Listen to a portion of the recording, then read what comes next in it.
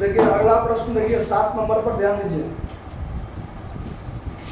7 number प्रश्न में कहता है कि उज्ज्वल, रमेन और पार्थ एक फर्म में साझेदार हैं, 2:1 अनुपात में लाभ हानि बांटते हैं।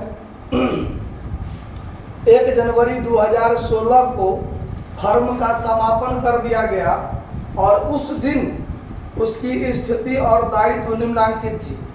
तो सवाल में आपको बैलेंस शीट बनाकर नहीं दिया है, सीधे लायबिलिटी लिख दिया है कि लायबिलिटी में उज्ज्वल कैपिटल, रमेन कैपिटल, रिजर्व और क्रेडिटर।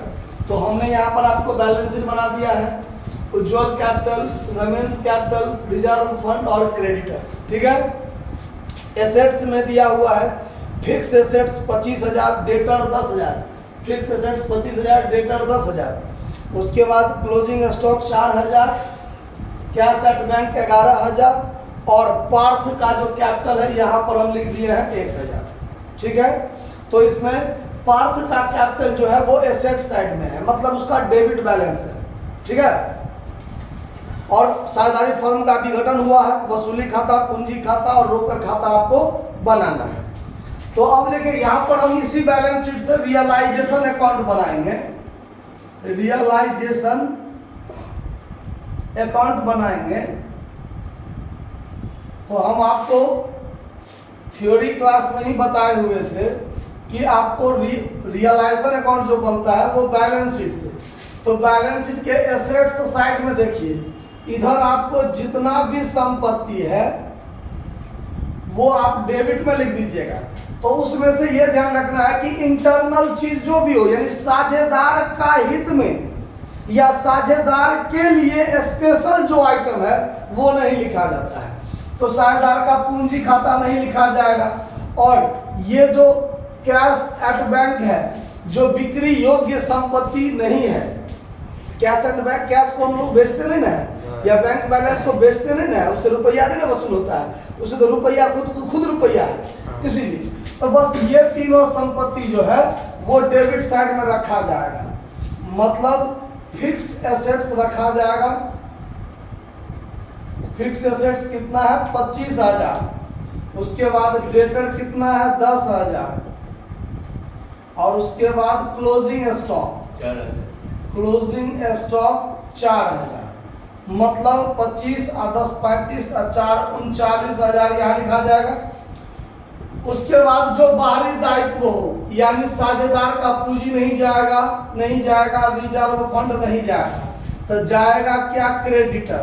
तो सीधे हम लोग बाय क्रेडिटर्स लिख सकते हैं, एक ही आइटम है डायरेक्ट लिख देंगे। अगर ज्यादा आइटम रहता लायबिलिटीज वाला तो ऐसे ही इनर कॉलम में लिख के जोड़ के तब एक के बार बाहर लिखते। क्लियर। अब चलिए, अब इस संपत्ति दायित्व का वसूली के संबंध में नीचे दिया हुआ है बात कि रमेन ने लेनदारों को 5,000 में लिया, मतलब रमेन नाम का जो साझेदार था उसने क्रेडिटर को भुगतान करने का भार खुद ले लिया। अब रमेन साझेदार जो है वो भाग भुगतान करेगा, तो यहाँ पर इसका चीज यहाँ होगा टू रमेन्स कैपिटल अकाउंट, कोस्ट में लिख देंगे क्रेडिटर पेड। वो क्रेडिटर को पेड करेगा कितना में 5,000 में, तो मात्र 5,000 लिखेंगे। उसके बाद अस्थाई संपत्ति को 26,000 में बेचा गया और सभी देनदार पूर्णतः निकृष्ट हो गए, मतलब अप्राप्त हो गए। मतलब ये जो हमारा देनदार था 10,000, उससे 1 रुपया वसूल नहीं हुआ और फिक्स एसेट से रुपया वसूल हुआ। तब बाय कैश एट बैंक या बाय बैंक अकाउंट लिखिए, by bank account assets realise fixed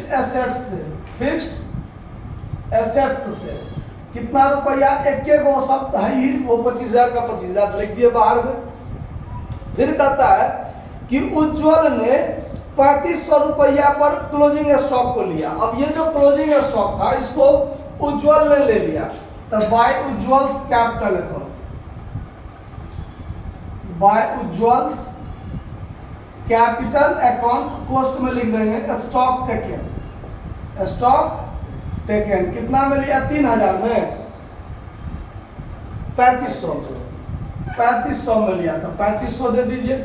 उसके बाद कहता है कि पार्थ ने फर्म के नाम को अपने व्यवसाय में व्यवहार लाने हेतु 6,000 रुपया नगद दिया। अब 6,000 रुपया नगद दिया, अगर साझेदार नगद नहीं दिया रहता तो बाय पार्थ कैपिटल अकाउंट लिखते और पोस्ट में लिखते गुडविल टेकन। व्यवसाय का जो नाम था, प्रतिष्ठा था, उसको अपने नाम में ले लिया। अगर नगद नहीं देता तो उसका पूंजी खाता में से कटता। अगर नगद दे दिया तब तो रुपया वसूल हुआ। तो हम लोग इसको यहीं पर लिख सकते हैं, यहीं पर, जैसे यहाँ पर रुपया वसूल हुआ ना, तो यहीं पर ऐसे करके फिक्स्ड एसेट्स से 25,000 और गुडविल से कितना 6,000 मिलाकर कितना 31,000। क्लियर हो गया बात? कोई दिक्कत इस बात को समझने में? बात खत्म हो गया। इसको अब जोड़ घटाव कर लीजिए। अब फायदा घाटा क्या है वो देखिए। तो ये 39 अब 5 44,000 और ये 31 और 6 37 37 3 40,500। तो ये ज्यादा हो गया ना, तो ये ज्यादा हुआ तो यहाँ 44,000, यहाँ 44,000 और इस साइड में 31 और 6 37 3 40,500 कट गया, तब 3500 बचा। और उस 3500 को bye partners capital account loss, 3500 रुपया लॉस हो गया। और तीनों साझेदार जो है उज्जवल, रमेन और पार्थ, यही नाम है ना क्रमशः, उज्जवल, रमेन और पार्थ, 2:1 अनुपात में इसको बांट लिया। तो 2:1 5 7 यानी 1400 और 700। क्लियर है बात? इस बात को समझने में कहीं कोई दिक्कत है तो सो बोलिए कि जोड़ने घटाने में कहीं मिस्टेक तो नहीं किया है शायद। इसमें 2500 रुपया दिया हुआ है, रमेन ने 5,000 में दिया, तो 5,000 25 10 25 10 4, तो 25 10 35 4 39, ये 5,000। ठीक है, क्रेडिटर 6,000 का था, ठीक है, ठीक है। और ये फिक्स एसेट से 25,000 वसूल हुआ। ओहो, 26,000 वसूल हुआ है। फिक्स्ड एसेट्स से 26,000 रुपया वसूल हुआ है, तो 26 और 6 32,000 हो गया। ठीक है, तो 1,000 इधर डिफिसिट जेबे करेगा 2500।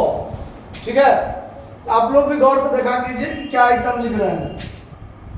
तो अब 2500 को इसको जो बांटेंगे तो क्या होगा वो देखिए। तो यहाँ हो जाएगा 25 25 1,000 1,500। क्लियर है बात? अब नहीं कोई दिक्कत है? ठीक। अब देखिए, अब बनाएंगे partners capital account. Partners capital account,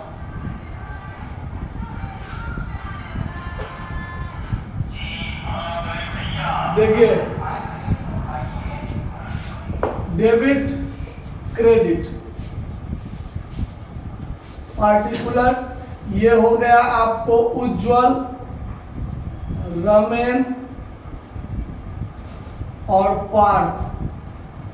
particular Ujjwal, Ramen, Partha.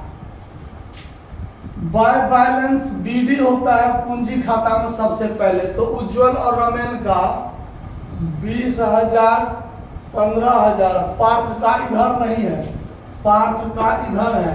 To balance BD, ये एसेट्स में है तो डेबिट में होगा पूंजी टू बैलेंस बीडी, और लायबिलिटी में है तो क्रेडिट में। तो इसमें इसका नहीं, इसका 1,000 यहाँ हो जाएगा।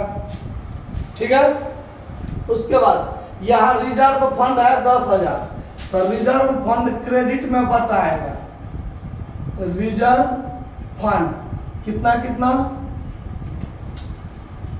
4,000 4,000 2,000, 2:1 अनुपात है ना।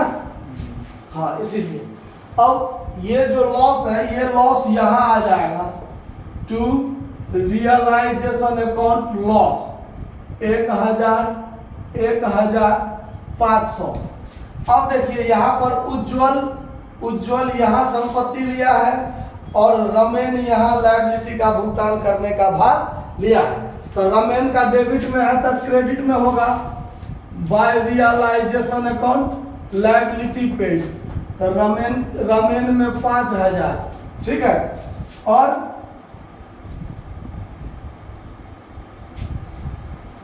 उज्जवल देखिए, उज्जवल जो है, उज्जवल 3500 में संपत्ति लिया है तो डेबिट में आ जाएगा to realisation account assets taken, कितना, उज्जवल 3500, ठीक है। इस सवाल में लास्ट पर पार्थ ने भी लिया है 6000 में, लेकिन उसने नगद दे दिया, इसीलिए बाय पार्थ कैपिटल अकाउंट नहीं लिखेंगे। रुपया वसूल हुआ तो बाय कैश या बैंक अकाउंट में। अगर नगद नहीं दिया होता तो बाय पार्थ कैपिटल लिखाता और पार्थ कैपिटल में भी यहाँ आ जाता संपत्ति लिया तो वो बात नहीं है। अब सीधे आप यहाँ पर फाइनल काम कीजिए जोड़ घटाव का। ये 20 4 24,000, यहाँ भी 24,000, और 24,000 में से 4,500 जाएगा तो 19,500 to bank account final payment होगा कि नहीं होगा। ये है 15 5 20 4 24,000, तो 24,000 में से 1,000 जाएगा तो इसको भी 23,000 पेमेंट होगा। और ये 2,000 है और 2,000 में से 1,500 जाएगा तो 500 रुपया इसको भी पेमेंट होगा कि नहीं होगा। समझ में आया बात, इसमें कोई दिक्कत किसी को। चलिए अब बनाएंगे बैंक अकाउंट।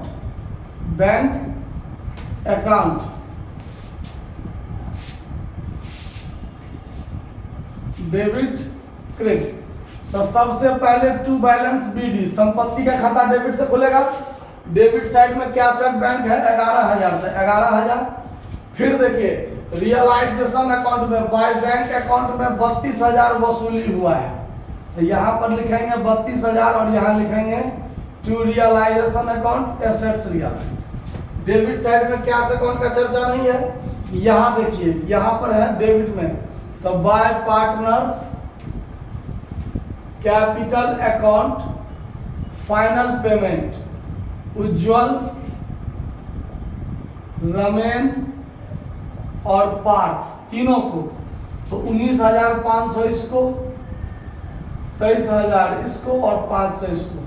तो ये 19,500 500 तो 20,000 और 23 43,000 इधर हो गया, तो 43,000 इधर भी हो जाएगा आपको जोड़ के, और इधर भी फाइनल आपका 43,000 हो गया।